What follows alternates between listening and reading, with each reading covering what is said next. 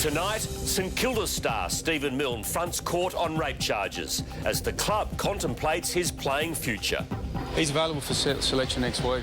Outside of that, there's really not much more we can add.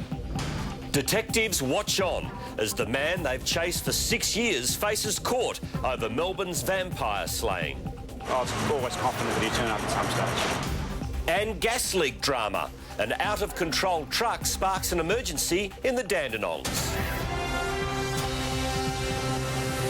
First at 5, 10 News with Stephen Quartermain. Good evening. St Kilda star Stephen Milne has kept his silence after appearing in court on rape charges.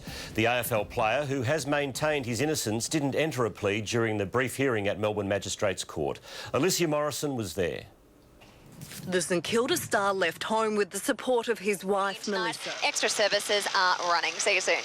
Thanks, Emma, and Nick. Now here's Roger Oldridge looking ahead to Friday sport. Stephen, a ton of runs for Michael Clark a week out from the Ashes. More upsets as the women's finalists are decided at Wimbledon. Green Edge still in yellow at the Tour de France. James Hird confident the Bombers won't lose premiership points.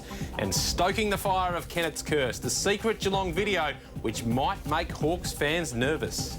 Thanks, Roger. Coming up in 10 News, family and comrades farewell an Australian digger killed in Afghanistan.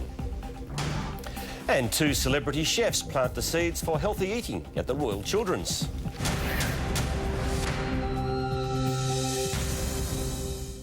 This is 10 News. A man is dead after a horror smash in Preston this morning.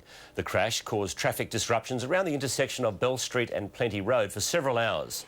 It's believed a Toyota that wears a cravat. Chelsea Jansen, 10 News. Coming up in 10 News, a new twist in the disappearance of Madeleine McCann. Egyptians brace for violence as the country's interim leader is sworn in. And the PM's push for Aussie businesses to embrace Indonesia.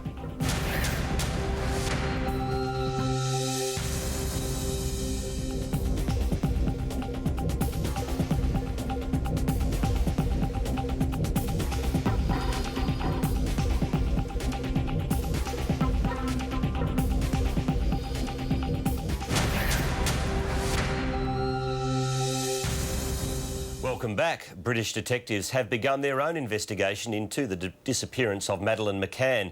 It follows a 2-year review of the stalled inquiry conducted by Portuguese police. As Ben Lewis reports, they're targeting potential suspects.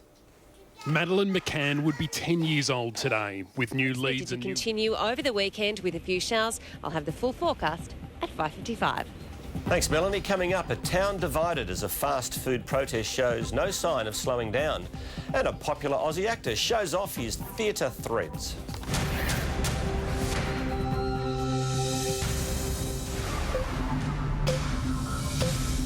You're watching 10 News. McDonald's has delayed indefinitely the building of a new outlet which sparked protests in Tacoma. The controversial plan has divided the community and some traders claim they've been threatened for supporting the development. Jade Vincent has more. Banding together, protesters say thankfully, eBay arranged a refund. Ellie Southwood, 10 News. Roger Oldridge is here now with Friday Sport. Stephen, it's a huge night at the MCG. We'll cross live and hear from both the Blues and the Magpies. Cyril Rioli trained strongly as the Hawks aim to finally break the Kennett curse. St Kilda set a return date for Stephen Milne, and African dons the yellow jersey at the Tour de France and back to his best. Michael Clark defies injury, notching his first ton on the Tour of England.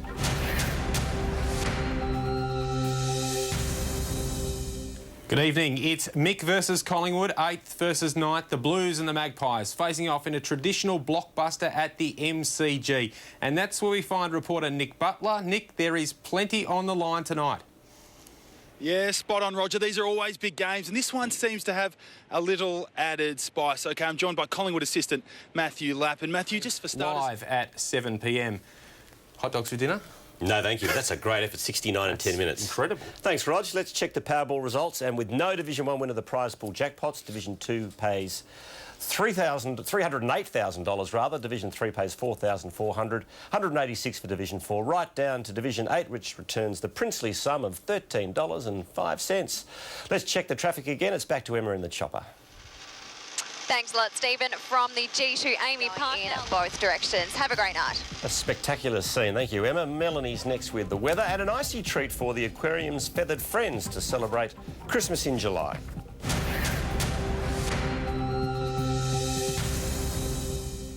Welcome back. Christmas has arrived early for some feathered friends at Melbourne Aquarium.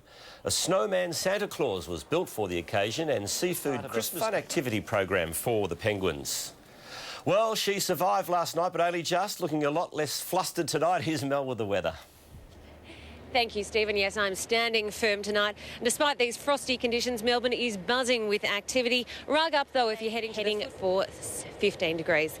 And, Stephen, typically the coldest week of the year is the second week of July, and that's when I will be handing over to Emma O'Sullivan. Have a great weekend. Thanks, Mel, and that is 10 News for this Friday. The project coming up at 6:30. Our late news tonight is at 10:30. On behalf of the team, have a great weekend. Good night.